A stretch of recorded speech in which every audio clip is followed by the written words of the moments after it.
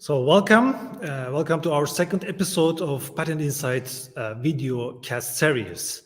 So this is Mustafa. I am patent owner at depa.tech and co-founder at patent.tech.com.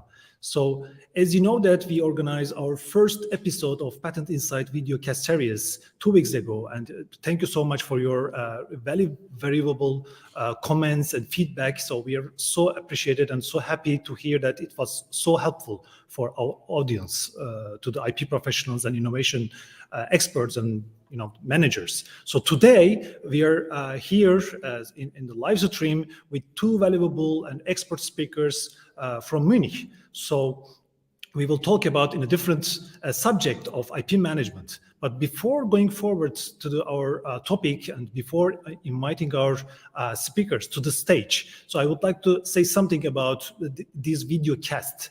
The Patent Insights is designed for you, for IP professionals, for innovation managers to become a better patent leader. We are here to help you to become a better patent leader, to manage your patent portfolio, especially patent portfolios, in a better way, to create a better patent strategies. So that's why we have already started weekly patent-focused content in every week. We are publishing in every week called Patent Insight as well, in the same name. So you can always free to subscribe to depa.tech.substack.com. So I will also share this link in the comment in the chat site. So today I have two distinguished, very valuable expert speakers from Munich. I will be together with Tobias and Theo from IP Business Academy to talk about the quality standards in IP management, especially for the patent management, patent portfolio management, but including the other IP instruments, IP tools as well. So it is really important for the innovation management, for the companies, for the organizations who are innovation-focused organizations. So IP management standards are already developed by two different organizations. One is Organization for Standards, ISO, and the second one is German Institute for Standardization. So we will talk about these guidelines, these standards, how you can know about the essential of these standards and how you can integrate into your business strategy or innovation strategy in your company or in your organization. So that's the main topic for today to discuss with our two speakers. So I don't want to make it longer, and I would like to invite my speakers today. And the first, I would like to invite Theo to the stage to welcome him. Theo, welcome. Thank you for having me on your show. Thank you so much as well. For us, it's so we are so pleased to host you with Tobias in our session.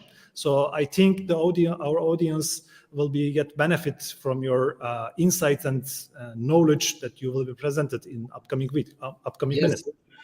So let me invite also Tobias to say hello, and then we can start with you for your presentation, I think. Tobias, welcome to our live stream.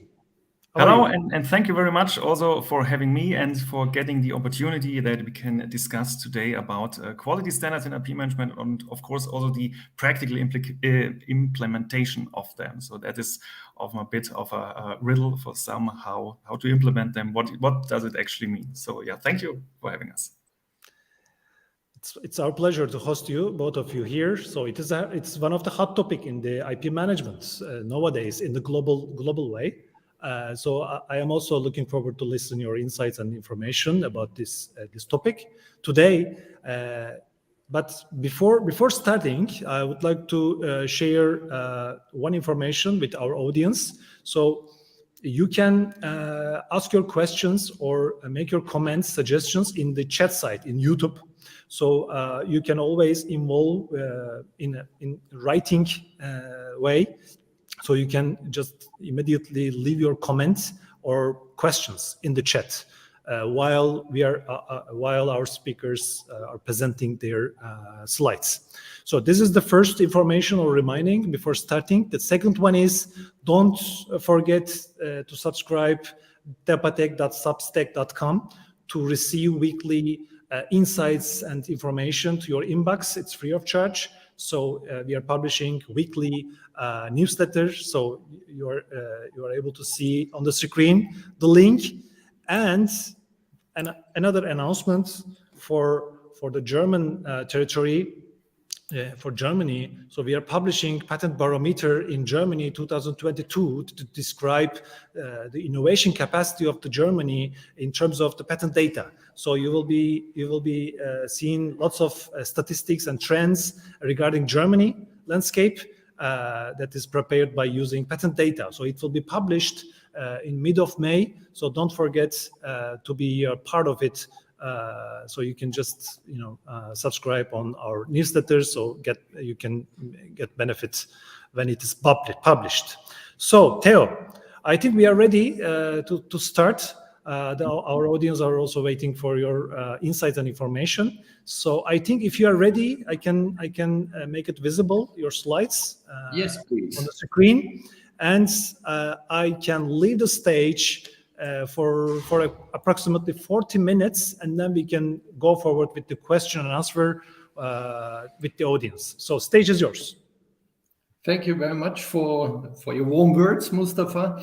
Yeah, and today we have from my perspective, very important topic.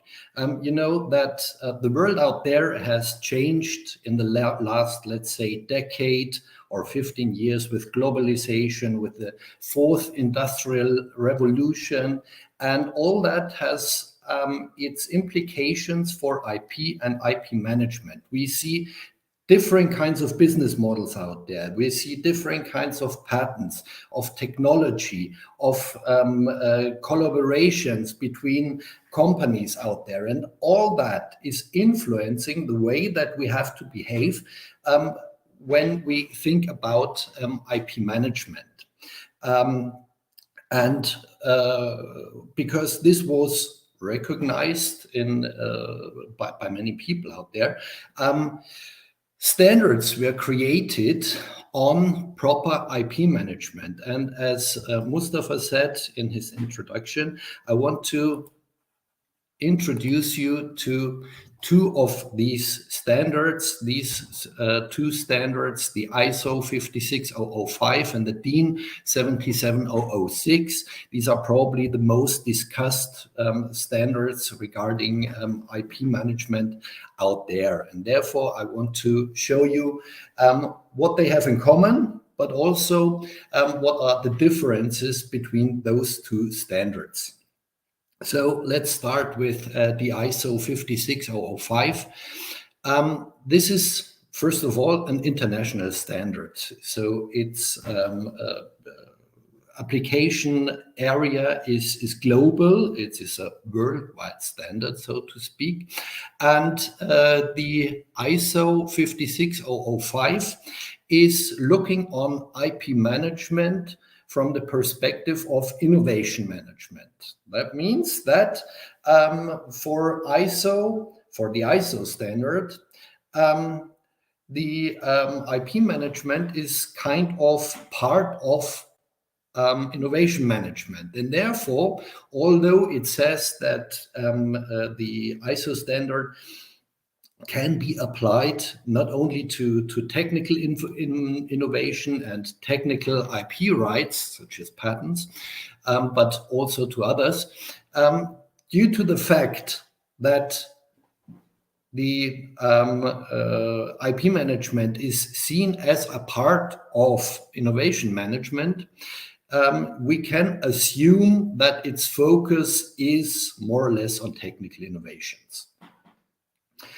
And this standard delivers best practice recommendation. It's quite clear on what to do, when to do it, but always under the focus: when should the IP management be integrated, or what should be integrated, which kinds of processes, which kinds of support activities should be provided along the innovation process.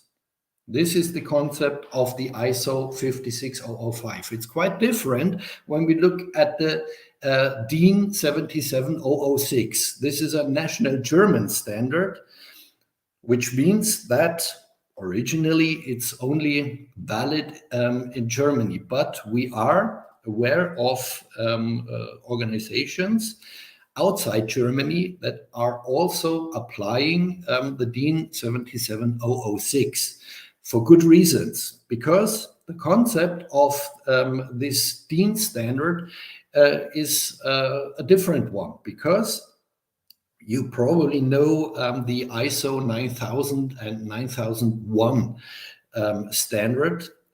This standard family is caring for the quality management for management purposes. So it tells you what is good management. And the DIN 77006 is more or less a concretization of ISO 9001 towards IP management.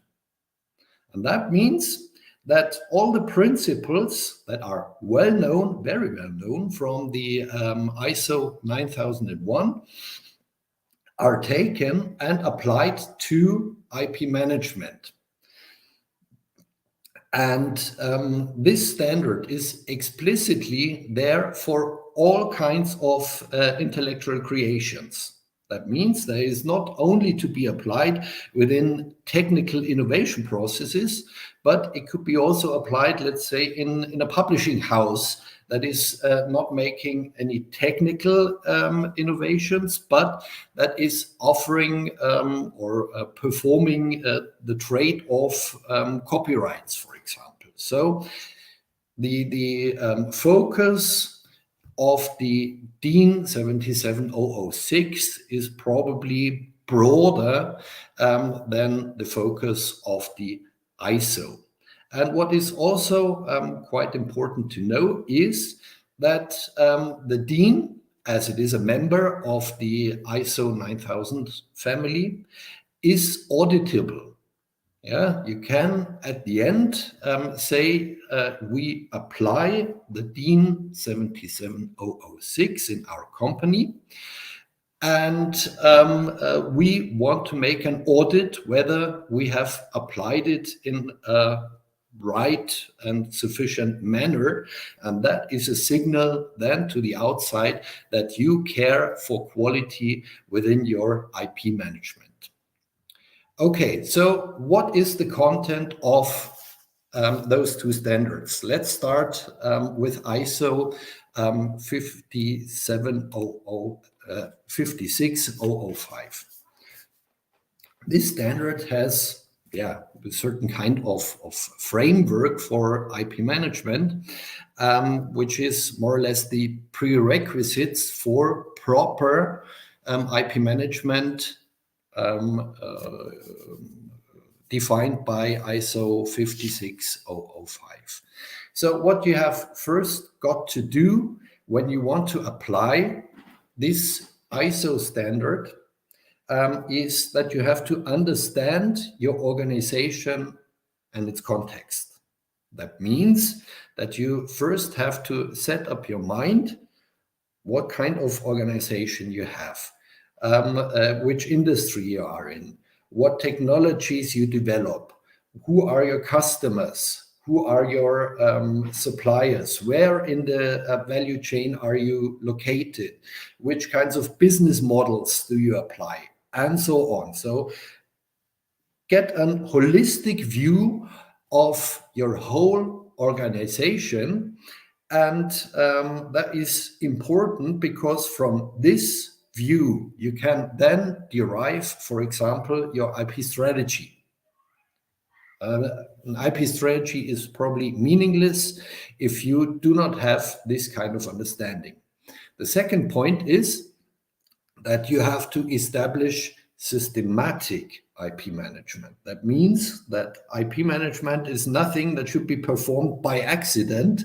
If all of a sudden some inventor comes up with an idea that might be protected, no, that is not what is meant within the ISO norm. What this norm or the standard requires is the establishment of systematic IP management, which means that you probably are liable to create processes, to define responsibilities, and so on. So perform IP management in a systematic way. Third point is the caring for IP management responsibilities. As I just said, you have to define the responsibilities within the organization, to define specific roles, responsibilities for specific processes, for the provision of certain kinds of information, and so on. But what is also very, very important is that you have the leadership, top management on board. So they have to support the systematic application or systematic conduction of IP management. If you do not have the support by the top management, then probably you will have a lack of consistency, of power throughout the organization, and you will probably not get the best out of your IP management. Then you have to set up a certain culture, which means that throughout your organization, you have to care for the right awareness on IP topics. We know that IP is not only related to the has not only interfaces with the IP experts out there, but also with other corporate functions. There are plenty of corporate functions who get in contact with IP topics, but in many times they do not care, they do not even know or realize that they get in contact with these IP-related topics. And therefore, what a company or an organization applying this ISO standard has to care for is to create a certain awareness for IP and IP management throughout the whole organization. And of course, for people who are responsible for carrying out IP management activities, the right work environment has to be provided, which means the right tools for performing the activities, the time to carry out all that. So all the resources that are required to provide proper IP management has to be there and has to be provided by the company. Then the human capital side. Of course, if we want to apply IP management, then we need the right people in place. And that also means that the man count has to fit with what you want to do, with what you intend to do. The head count, sorry, not man count. And people who are responsible for carrying out the IP management activities need the right competencies and the right knowledge for all the purposes that they are responsible for. And that in turns means that we also need some kind of education and training, not only for the IP experts. In most cases, IP experts are completely aware of the topics, of the problems, of the challenges, but also for other people, for other corporate functions who may have not the whole knowledge on their interfaces with IP, or who are not aware that they are dealing with IP assets anyhow. And then, which is quite clear, we also have to provide financial and legal considerations. Okay, if we want to implement the ISO 56005, then the standard tells us about the activities that should be performed within IP management to support the innovation process in an optimized manner. First of all, we have to develop a certain IP strategy. And this IP strategy has to be aligned with other strategies. I will show that to you in a minute. And if you have your IP strategy, then you could design all the other processes that are given or required by the ISO standard around this IP strategy. The first process is the IP landscaping. So in a very early phase of an innovation process, the IP management should carry out IP landscaping. You probably all know this term. That means that you make a search in the patent literature and find out, for example, the competitive situation, find out about trends in development and so on, so that you are, in the end of the day, able to draw the patent landscape and then input this kind of information into the innovation process as a starting point for potential innovation projects or R&D projects. Then, during the innovation process, we have the IP creation and acquisition activities. That means that the IP management should accompany the innovation process and make sure that the inventions that are made throughout this innovation process are captured and protected, probably in most cases by patents, but also by trademarks, design rights, and so on. And if the R&D project does not only relate on own developments, but also on foreign technology, the IP management has to make sure that the right IP rights are acquired.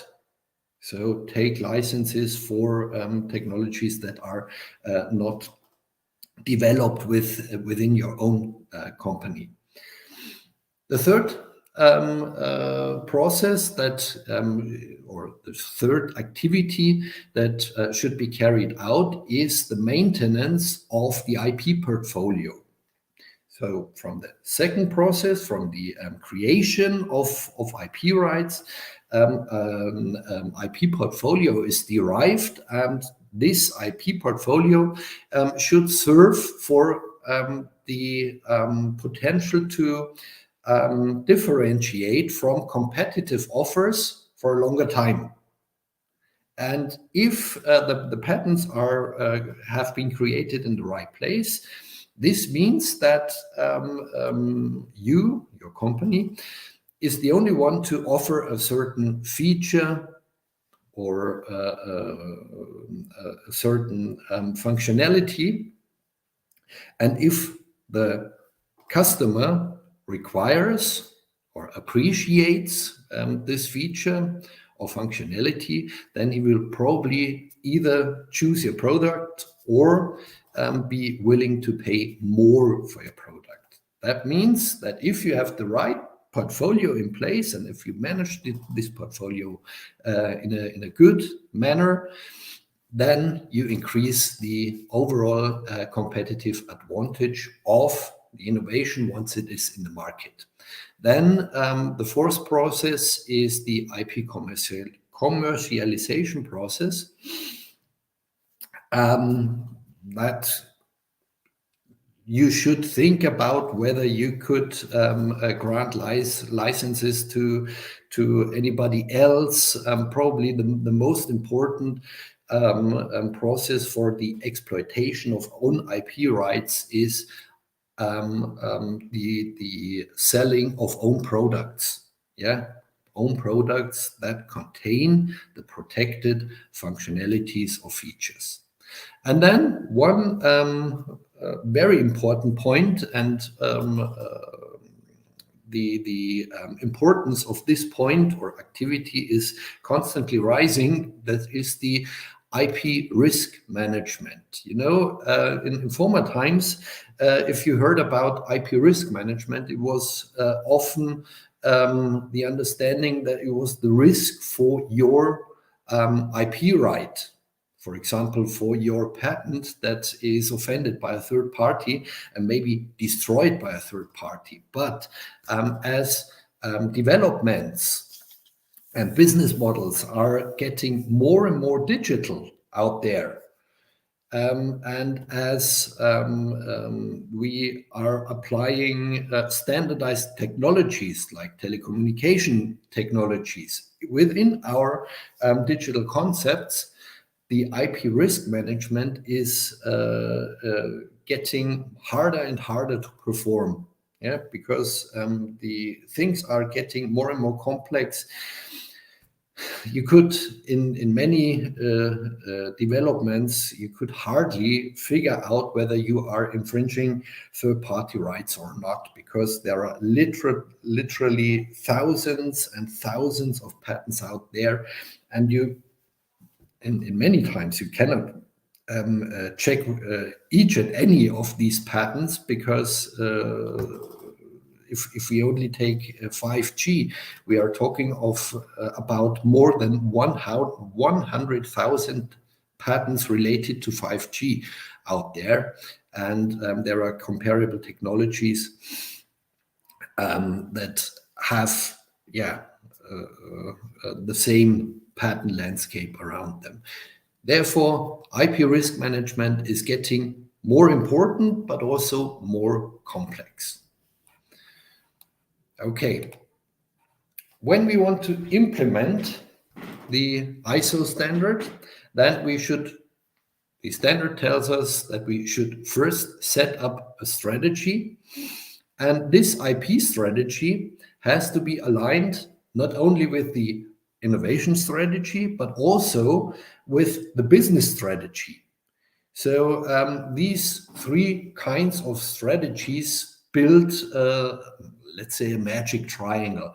You have to understand what your business strategy is. For example, which business models you want to apply, in which market situation you are in, what are the overall goals and objectives of your corporation, of your organization, and where does this organization want to develop from now on. So where do we want to stand tomorrow or the day after tomorrow? And that is what we have to understand in order to be able to set up a proper IP strategy. Once you have this IP strategy, the ISO standard requires that the IP management supports the innovation process, the different steps in the innovation process. So this is another process model that you can find within the ISO 56005. This is the innovation process, not the process model we have seen before with the IP management process. So this innovation process is stated within this ISO 56000 standards family. There are more than one standard. The standard number 5 in the ISO 56000 family is focused on IP management, but there are further ones, and this is the innovation process that is defined throughout this ISO 56000. Which is the main standard on innovation management. And they have defined those 5 steps. First, identify opportunities, then create concepts, then validate concepts, develop solutions, and deploy solutions. So quite common, nothing very special here. But what is special in the ISO 56005 is that these are the process steps that should be supported by IP management. And this standard states exactly why you should provide IP management support to each of these steps. For each of the steps, what is the input of the support? For each of the steps, how is the support provided? So what do you have to do? And the output for each of the steps. And that is what I meant before. Remember the first slide, that the ISO 56005 is some kind of showing the best practice. So it tells you exactly what to do when. And it also provides in the annexes to the standard a whole array of tools. That means checklists, tools, process recommendations, and so on. If you apply that standard, then you are provided with plenty of examples of how to do it. But it is focused on innovation management. If we take a look to the DIN 77006, then we have a different concept. I told you before that this DIN standard is part of the ISO 9000, 9001 family. And this ISO 9001 especially applies a model for guaranteeing the quality in management systems, in all management systems, not only for IP, but also for literally any management system. And they have a very important structure there, or which is called the PDCA cycle. PDCA means plan, do, check, and act. And what does this PDCA cycle mean anyhow, or the process model for this mean anyhow? So we have an organization, and we have to understand this organization and its context. It's quite the same as I just described for the ISO standard. But we also have some customer requirements that are coming from the outside to our organization. And we have needs and expectations of interested parties. And those interested parties can as well come from the inside of our company as from the outside. So we have employees, we have cooperation partners, we have R&D partners, we have the state, we have suppliers, we have customers, and so on. All those parties are called interested parties, and we should exactly know what they are expecting from us. And once we know that, we can apply this knowledge to run this PDCA cycle. This PDCA cycle is starting with planning. So this is a very normal thing for all management systems, that you first set up a plan, what you want to do within, let's say, the next period, let's say within the next year. Then you perform, you make your operations and do everything what is required to support these operations, which means that you do. Then you make some kind of performance evaluation. That means we have a plan, we have set up our objectives, and then we check whether we have reached our objectives, whether we have fulfilled our plans. This is the checking part of this circle. And then we ask ourselves, how could we improve? Why didn't we hit our objectives? Where could we go be better? Where could we head from here? And so on. So this is a circle that is run, let's say, every year. And this means that the quality within the management system is, due to this circle, increasing, constantly increasing. And that is exactly the concept that is now applied to IP management. And this concept is transferred into this structure of the standard itself. Is called what you see here is called a high-level structure. The high-level structure means that each and any standard within the ISO 9001 family has the same structure. That means that it is extremely easy to apply for standardization experts. So they know this structure. They are not astonished of what they are reading in there, or surprised what they are reading in there. It's only that the points that are special regarding IP and IP management are specified in this DIN 77006. All the rest is quite the same as in any other family member of the ISO 9001 family.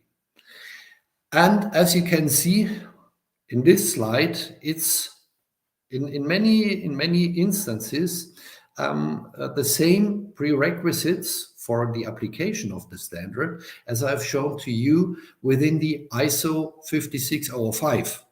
So that is also what I meant, that the both standards are not contradictory in any way. They fit together, but the concept of the DIN standard is different. It's easy to apply, and the effect of applying the DIN standard is that you bring the overall IP management into the company. You integrate it into the management system of the company. You know, in former times, we have often seen the effect that IP management was some kind of a satellite, which was caring for the company, but not integrated into the company, or maybe not a satellite, but some kind of ivory tower. Yeah, much competency, very important also for the company, but not really aligned with the activities within the company. So they did not really know about marketing concepts, about the concepts of business development, of business models that are to come, and so on. And the application of the DIN standard is bringing the IP management into the company, yeah, by integrating all these functions. For example, as well here, you have to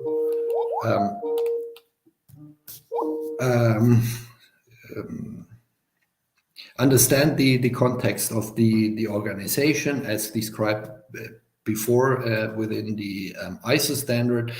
You have to make sure that there is the support of the integration of IP management into the management systems by the corporate leadership, by the leadership or top management of the organization. A major point within the DIN standard is this planning process. Set up your minds, make plans, document the plans, and then perform, check, and revise the plans, or revise the measures to be taken. And this in turn is then brought back to this process model. So this is now, I've shown you the process model for ISO 9001 before. This is the process model for DIN 77006. Is quite the same. We also have requirements from the outside, for example, from clients, customers, from suppliers, and so on. And we have a planning process. We define and document objectives. We care for IP risks and set up our plans, what to do, and document those plans, and also communicate those plans to the people in the company or in the organization that need to know about these plans. Then we have the operations part, and within this operations part, we have then some IP-specific processes. For example, the generation of IP awareness, teaching people that IP counts and what they need to know about IP. IP administration is quite clear. This is the maintenance of portfolios. IP generation, and that is also a special thing about the DIN, that you should have a real IP generation process in place. That means that you actively generate IP, not waiting for an inventor who's coming up with a potential invention that potentially might be applied a patent for. No, you as the IP manager are taking an active part in the generation of IP. Then the IP enforcement, the IP defense, and maybe IP transactions. What is important when applying the DIN 77006 is that not necessarily all this has to be applied. Yeah, when you set up your system, you understand your company and its context, and then you figure out which of these processes or which sub-processes within these processes are necessary and frequently coming up within your organization. So if a company does not have any IP transaction, you do not need documented processes and responsibilities. So you could leave that out, but you have to document that you left it on purpose and why you left it. And then it's okay if you want to apply the DIN standard. Then for all these sub-processes, you could set up your plans and perform these processes, and then you make and set your objectives for these processes, and those objectives are then evaluated. Did you meet your objectives, your targets, or not? And then check this and derive improvements. So this is the major concept of the DIN 77006. If you want to apply those two standards, I do not say that is an easy thing to apply them. It's really a challenge, and it's a huge amount of work to be done, of analysis work, of documentation work, of creational work. But yeah, having such an structured and systematic IP management in the long run always pays off. That you exactly know what to do, why you do it, being able to communicate why you are doing things in the company, why you should be provided with the necessary resources to perform your support functions, and so on. Okay, thank you very much, and I'm open to questions and discussion.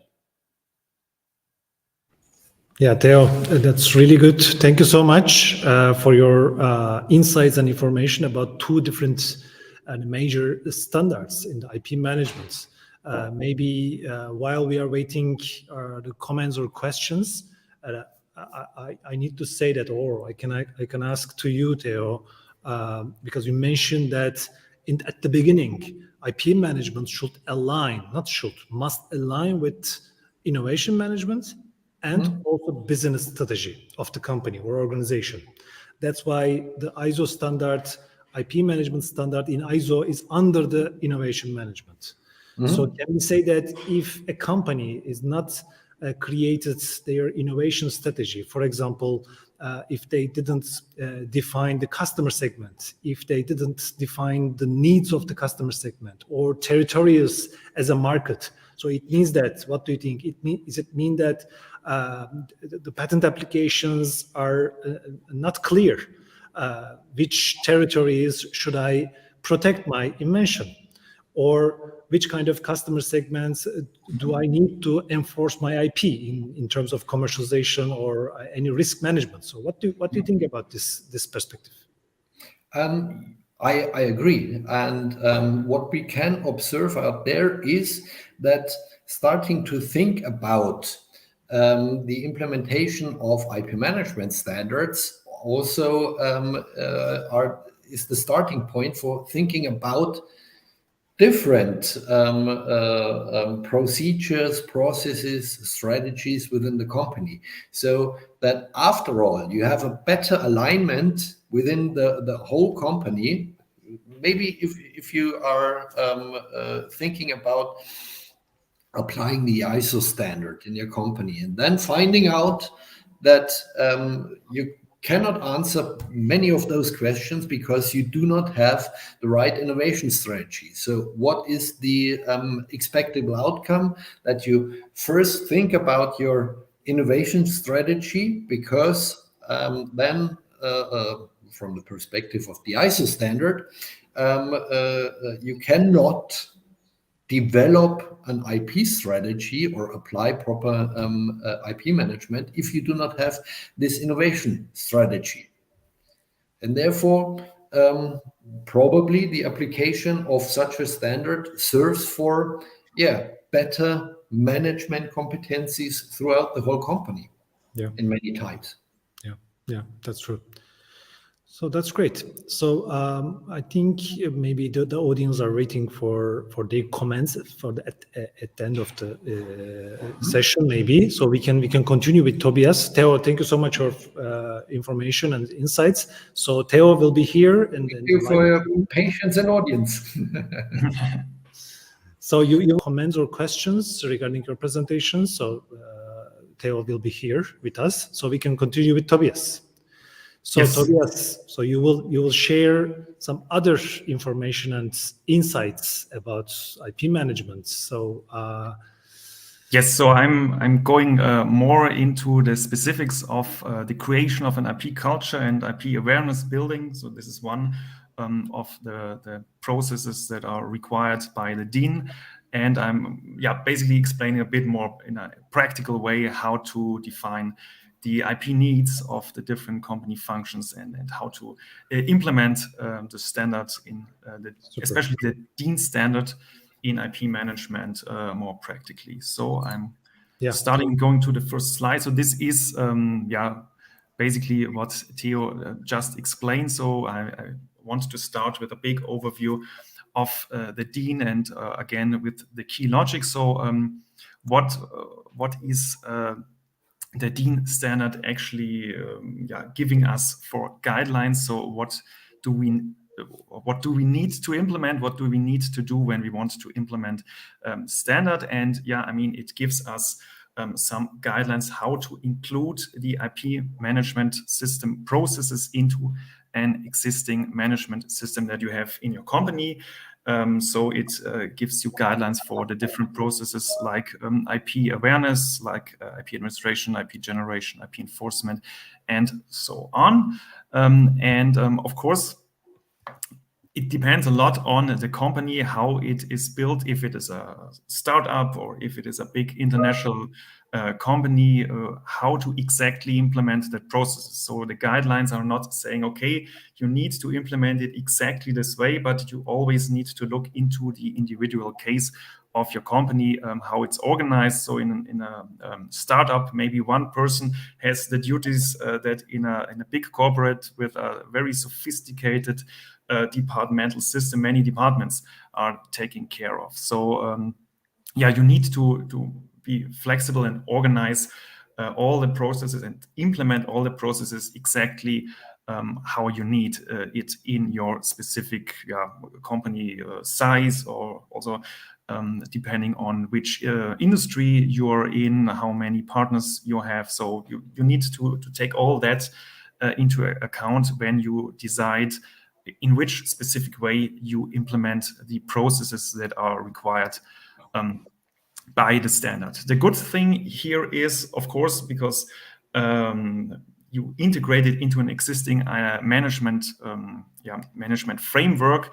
Typically, most of the processes are already existing in one or the other way. So you probably need to adapt them slightly that they fit to the standard, but the general framework is already there in the company, and with the implementation means that, like you can see here, and like Theo explained, that within the PDCA cycle, you just need to improve and adapt the processes typically slightly. And processes, this should probably be explained what exactly is a process. So process is not just a task that somebody needs to do something, but process is really a thing that has a beginning and an end. So there is in the beginning some kind of trigger event that starts the process. Then you need people who are performing the work, who are reaching the objectives of the process, and in the end you have a result of the process, and this result typically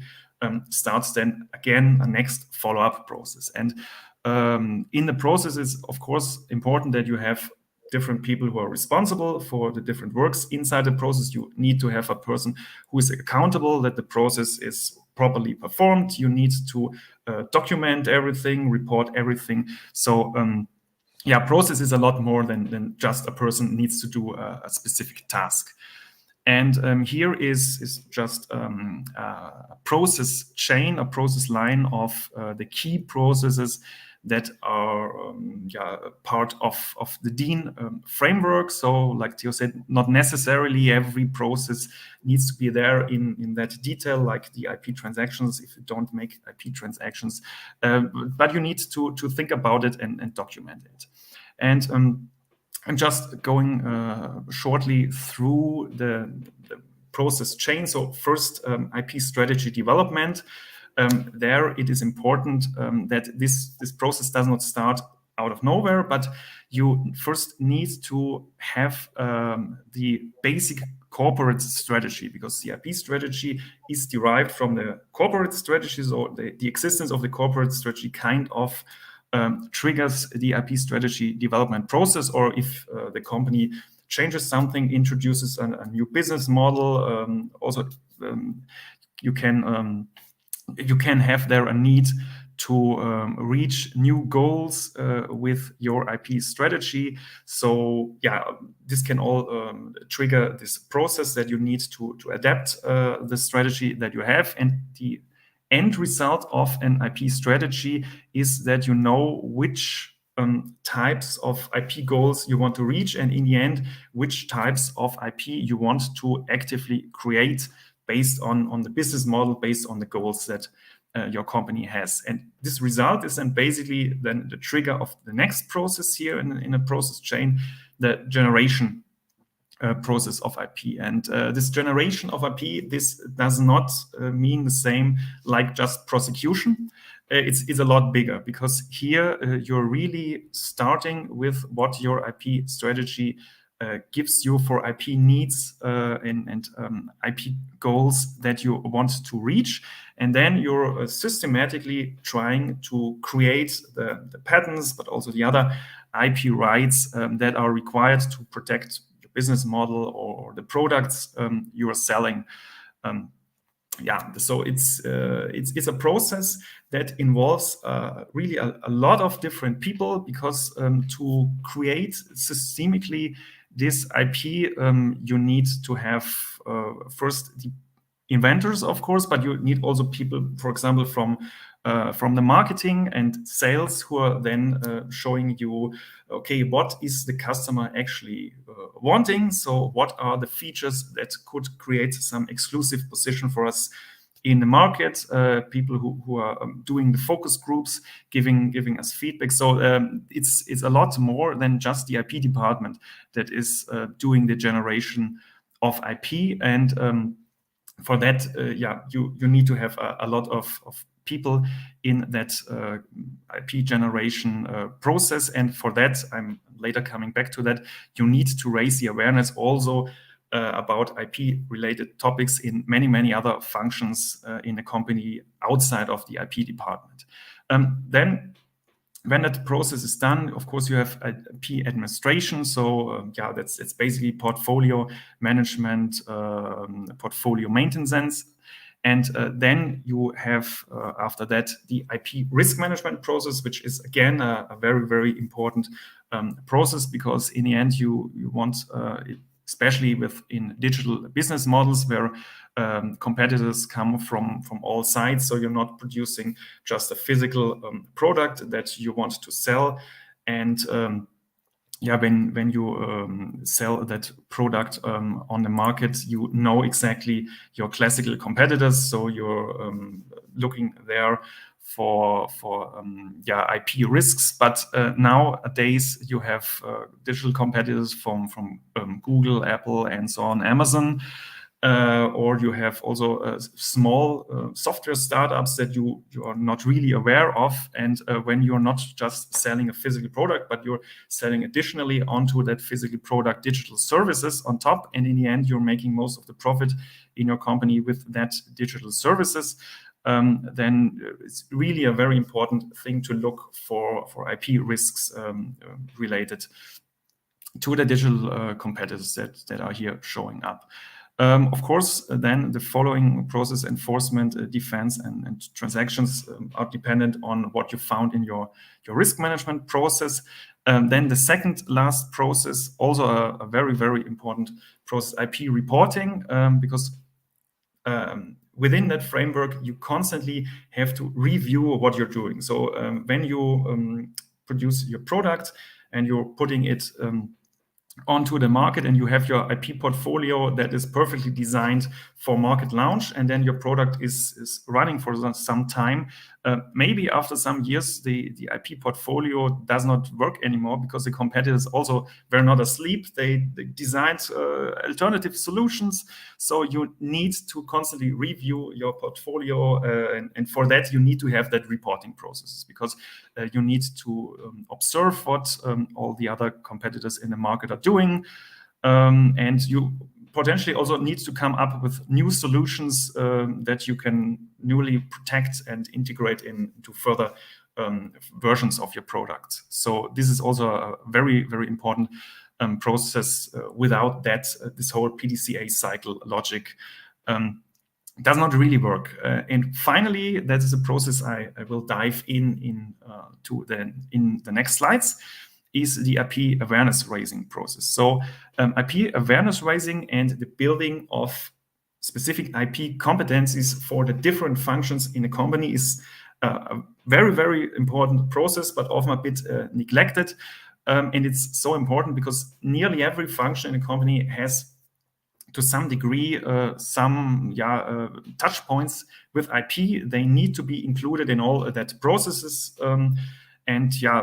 If they do not really know those specific things about IP that they can contribute in that process that the dean is suggesting, then this process cannot really perform on a high level. So therefore, IP awareness raising for all people in a company, so really all stakeholders, is a very, very important thing. And on the next slide, here is just an overview how to organize the awareness raising in a company. So first, you need really to raise the awareness in all the company functions. So not every function is relevant for every process, of course, and maybe you don't have some processes. So then in that case, maybe one function does not need to know that much about IP, but in general, all functions need to have some IP-related competences related to that processes where they are involved. So you have management, supervisory boards,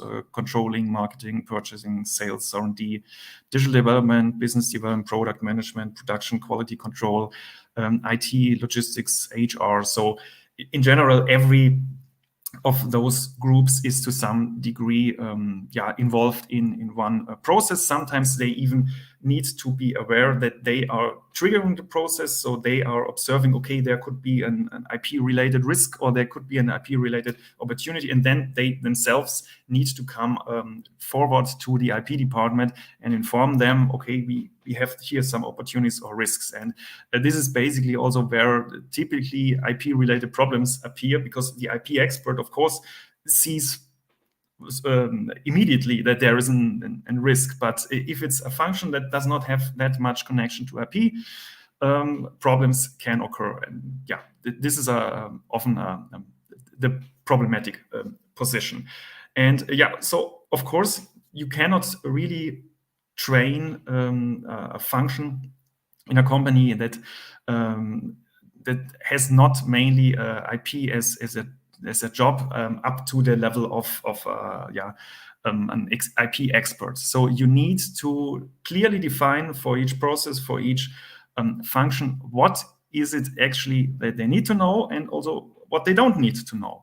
And then you're providing them specifically for the task, task-orientated training to create the IP competencies that are needed for that function, and not more, not less.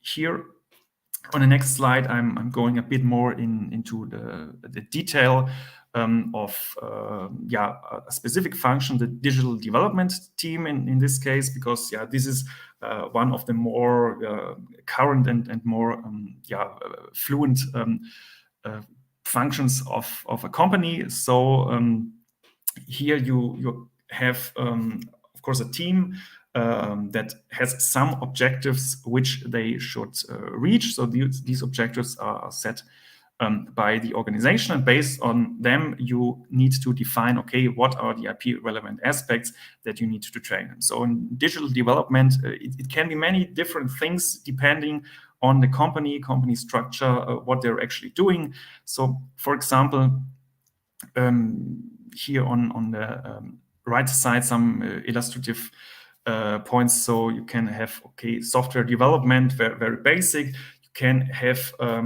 also services that require AI, that require big data, but maybe not. So those are topics that could be relevant, but could not be relevant to be taught. The company could run some e-commerce, so you need to make or create IP competencies that are related to e-commerce. They can create solutions that have some customer, some user interface. So then you need to also have competences regarding customer experience design and IP.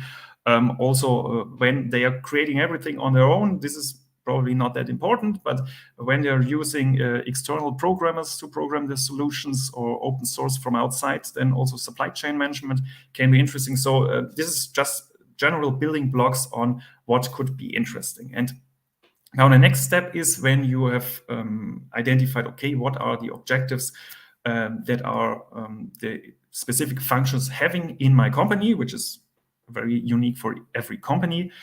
You can go down to really the task level. So this is really the tasks inside the processes that are already there in the company, just maybe not included.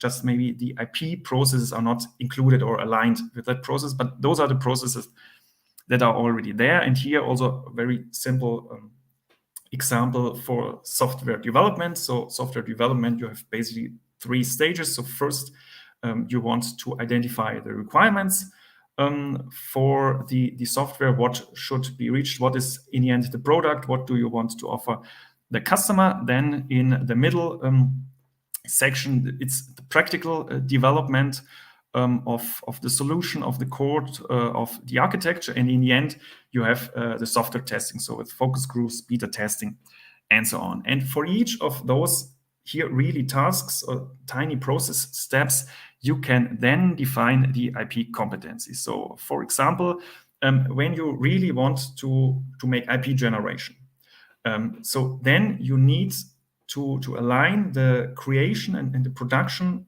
of that, in this case, software product with IP. So you need already in the requirements to think, okay, how can I create that software, that product in a way that in the end it becomes IP protectable? And here, the software developer needs to have some very basic understandings about IP that they can discuss with the IP department. Okay, how can we create it in a way that it is protectable?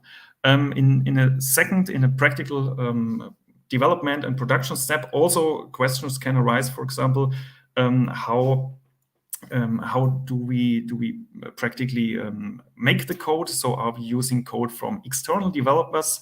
What are the IP consequences when we're just hiring an external developer?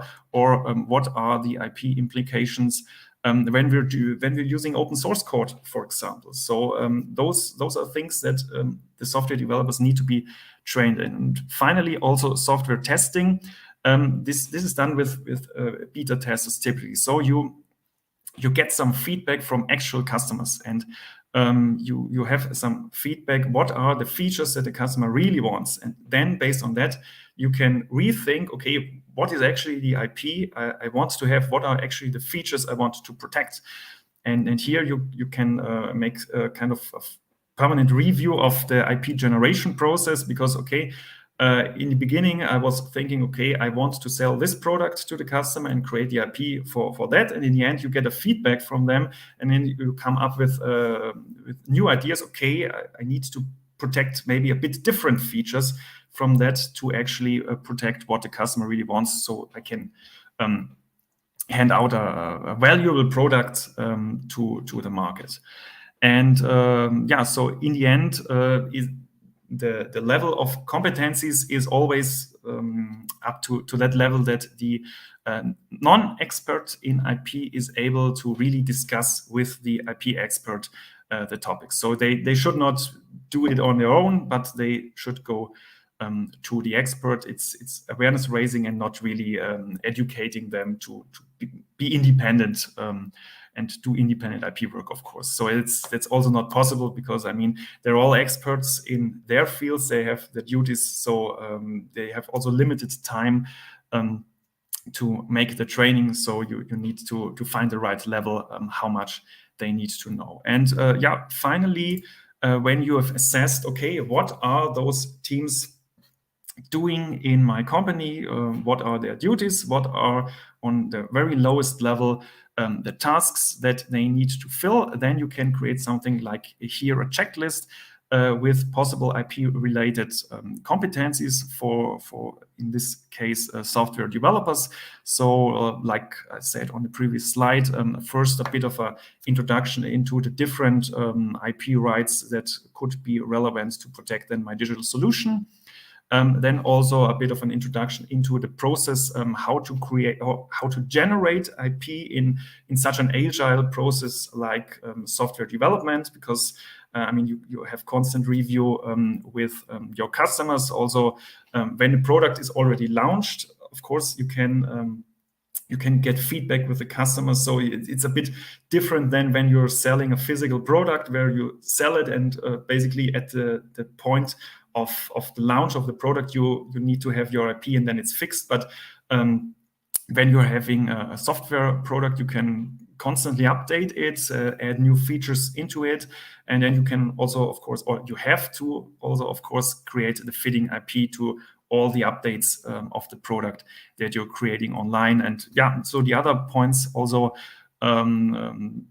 the developers should know something about open source, about working with externals, about potential infringement in digital products, and so on. And of course, again, in this checklist, not necessarily every single aspect needs to be relevant for the software developers in your company. So, for example, when you are developing AI-based products, so then the developers should probably know something about AI and patents, or the IP, the learning data and the IP implications for that. So it's always good to have such a list with the possible topics of competencies that you can create, but you don't need to create all, and maybe you just want to have some competencies on the list that maybe in the future, when your business model gets bigger and you're offering new and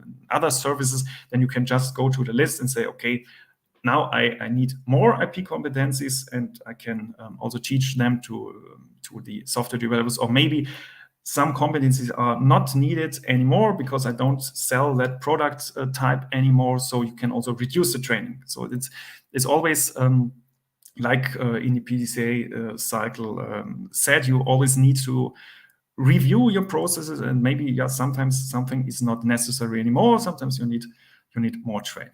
Okay, so this is basically how you determine the needs, what you need to teach the different functions in the company. Now, how do you practically do that? And one way how to do it is the introduction of a digital content portal. So that's pretty forward, because that is also the way how knowledge is transferred in all the other functions in a company normally. So you have an online environment, then your employees that have the different functions are getting an online login. There they have an access to the pre-selected courses. So for example, top in the middle, there's a course for IP strategy development. So the people who making the IP strategy take the course. Everyone else does not get the course, but you have it in your infrastructure, just in case that you can distribute it to the different functions.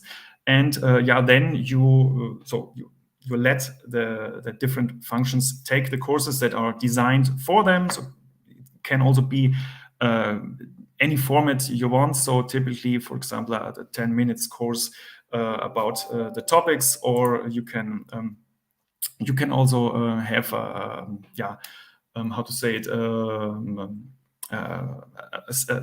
interactive system where they can click through. The only important thing is, in the end, you need to check that they really took the course. So everything needs to be mandatory. Then everything needs to be documented. And of course, you can in the end include something like a test so that you can also check they understood it.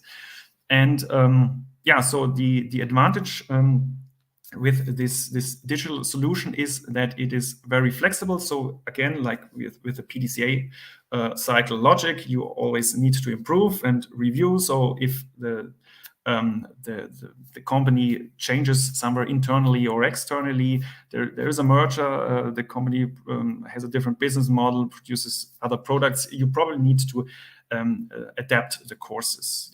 So exactly, this is what I'm showing on this slide. So again, not only in the IP awareness process, it's also true for all the other processes. You constantly need to review if what you're doing is actually reaching the goals that you want to reach.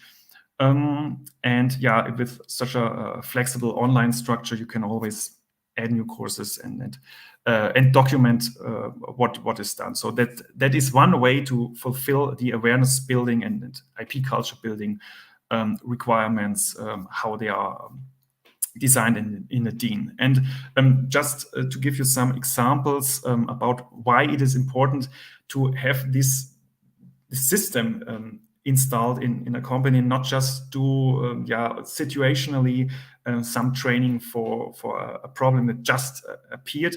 There are changes inside the company and outside of the company that make it necessary that suddenly different things are taught to the functions. So for example, like I said before, the digital transformation is changing a lot internally and externally in the company. So for example, previously you had, when you are a manufacturing company and you're selling physical products, then you're just selling the physical product and then it's gone. But now with a lot more software developers, you're creating digital solutions, and of course the software developers have a different attitude towards the product. So an R&D guy and an inventor, they know kind of, okay, I created here a technical solution. It was somehow complicated. So, okay, we have an invention, but how does a software developer really know that they invented something? So you really need to include a different type of training to them, that they really know that they can also create IP relevant contributions to a product. Also, you have completely new risks. So when you sold physical products, of course, you did not have any risks regarding open source normally. So you didn't need to teach it to the developers. Now, when you have mainly a digital development team, you need to teach it to them. And also in the product development process, of course, due to all the digitalization, you get new competitors from digital companies. So also patent infringement risks, IP risks are increasing, and also the product developers need to be at least aware of them. So this is basically an example why a easily modifiable system so that you can teach new and more IP competences when needed is always a good way. And finally, now there's the question, okay, now who can actually do the implementation of a DIN standard and do the awareness building this way? And there's one important thing in the standards about how IP awareness building should be done. So first, there needs also to be a responsible person who is accompanying all the awareness building. So you cannot just introduce some courses and let them run unsupervised with your people. But you need to have there a go-to person, so either the head of IP or somebody in the IP department who has the job, who is a person that the learners then can contact when there's any type of problem, when there's a more need for IP. And in the end, that only that way it makes sense, because in the end we want that the processes in the company are working better. So if we want the non-IP experts who are trained and the IP experts to work better together. So of course, the purpose of the awareness building is not to kind of substitute the IP expert in any way or something, but really to make everyone work better together and to improve the processes in the company. So that is the one way how you can introduce IP standard compliant management in a company. So of course in the in-house IP department, and they should of course work together if such a department exists with the quality managers, because they know exactly how to implement quality standards, and of course also with the learning department, because also most companies have somebody responsible for including all those training activities, and then they can design the practical implementation for their company, so they can determine what are all the IP competencies that the different teams need, can also review them, and of course the go-to person in the IP department also soon gets a feedback from the learners, so they can see if it's a successful introduction of an awareness campaign, because they have now more contact with all the other company functions that got trained, so they also can review the process ideally. The second option is, of course, the IP law firm. So this is a bit different because first there is the need of the IP law firm that maybe they also need to perform a process. So typically in the IP generation, of course, you have some prosecution in it. So when a company performs the IP management standard, the DIN standard, also every outsourced process, I call it like that, needs to be performed according to the standard, because otherwise it does not make a lot of sense to include a standard when your partner. So that also includes, for example, supplier companies, but also IP law firms do not work according to the standard. So one idea how and why a IP law firm should include their standard is that they are working with standard compliant companies, and so they need also to have the competencies to fulfill their standard for that specific process. The other idea is that's more relevant for smaller companies and SMEs who do not have all the resources and qualifications inside their own company to do all that training and building up of IP management. So they might be interested in look into a IP law firm more as something like an outsourced IP department. So they might also want to organize or to let the training and IP awareness building and all the other processes that are in the standard be organized as much as possible by the law firm. And of course, this is also mutually a mutually positive thing to do it like that, because then the SME has a trustful source that does all the IP related topics for them, and the IP law firm, when they are raising awareness in a company, also have the benefit the same like with the in-house IP department. When you're talking to non-IP experts who have at least some level of IP knowledge and experience, all the discussions you have with them are becoming a lot more easier, and you don't waste that much time by trying to explain them on an individual level what they need to know, that you can fruitfully work together. yeah, so that was basically everything from my side about the IP awareness building and building of an IP culture according to the DIN standard. And yeah, so thank you a lot. And yeah.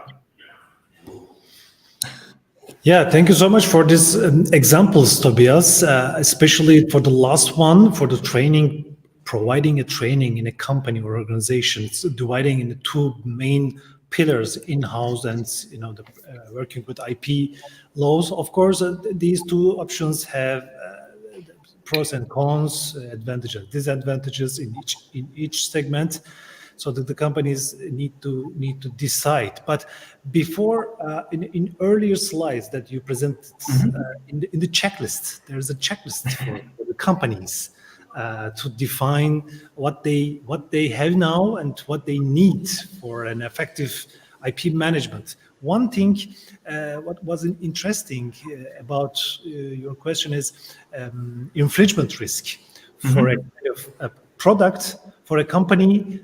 Before launching this kind of product, these companies need to check any infringement possibilities, right? In order to check this infringement possibility, you need to be aware. So if any risk, if there is any risk of, if there is a risk or not. So Theo also presented in the ISO standard, there was one of the main pillar, IP risk management. So it's so important that, because I have a very clear example from a startup ecosystem. So I know that one startup was trying to scale up to the United States with their product, digital product. And they have only one competitor in the United States, and they have only one patent for the payment infrastructure in their website. And then this competitor in the United States sued this startup when they after they they entered the US market. So any IP law companies or any investors didn't notice them or didn't make them aware about any infringement possibilities or risk management issues. Yeah, that's one of the checkpoints before launching a product in a specific territory, right?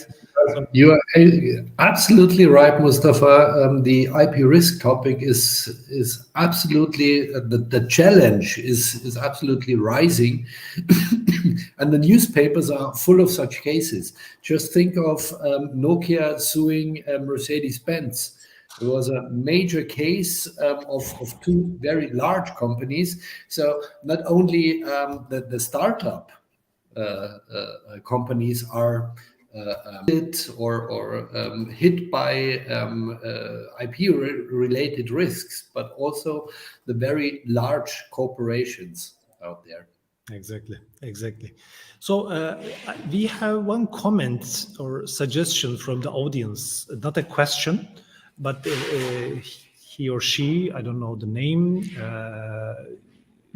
he indicated that there is an interesting point published by the European Commission, that a code of practice on IP management for knowledge valorization, so which is recently published, as far as I know. So maybe that this information is also can be mentioned beyond these IP standards, right? What do you think about it? Great, thank you. Take a So, look at this. Yeah, it is already published, so the people in the audience can easily reach this code of practice. So it can be also beneficial for the IP professionals. So yeah, it was an intense session with Tobias and Theo. Thank you so much for your inputs, the contributions in our Patent Insights webinar, which was the second episode that we organized today. It was my pleasure to host you digitally in the sunshine of Berlin's great weather. I hope we can meet in person in one of IP events in the upcoming weeks. I don't know. So thank you so much again, Tobias and Theo. If you want to share any remarks and comments before closing. Yeah, thank you for having us. So that is the first thing I have to say. Yeah, I mean. Exactly. And maybe one hint for the audience, if you want to inform yourself about standards, you could start following i3PM on LinkedIn, which is an organization that we are also contributing to, that is caring for the quality in IP management. So if you're interested and want to keep on track with the developments in IP management, then i3PM is probably a good thing to follow. Exactly. This information is also very valuable for the audience. So thank you again. And now it's time to close our session. So see you again, Tobias and Theo. Thank you. Thank you. Thank you very much. Bye-bye. Bye-bye. So before closing, I think I can also remind the same thing. So you can also see in the screen now. Please don't forget to subscribe to receive weekly Patent Insight newsletters from us. We are sharing different landscapes and different patent landscape analysis, different the patent news from the global site. So you don't need to search every resources to find out the latest patent news and insights. So you are welcome to join us to grow this audience and community.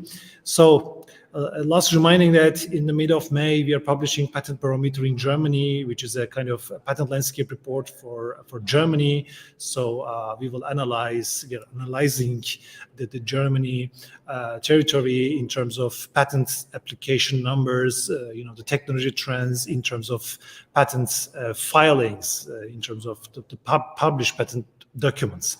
So you will be able to download it in our Patent Insights newsletter. So it was my pleasure to host you in our audience site. So the second episode is almost finished today. These webinar series, videocast series, are organized bi-weekly. So the next one, the third one, will be organized in our YouTube channel after 2 weeks, so 15th of April. So in different topic and different speakers you will find. So I hope you will be enjoyed and you enjoyed and you get benefit from this insights in this webinar, and hope to see you again in the upcoming weeks. Have a nice day.